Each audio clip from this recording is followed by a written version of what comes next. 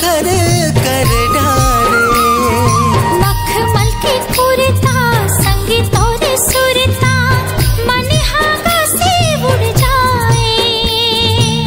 पैरी पवन के झकोरा मारे अक्षरा लहरा जाए। आजा मल्हार गावो माया माँ डूब जावो, सुन ले रे मोरे सजना।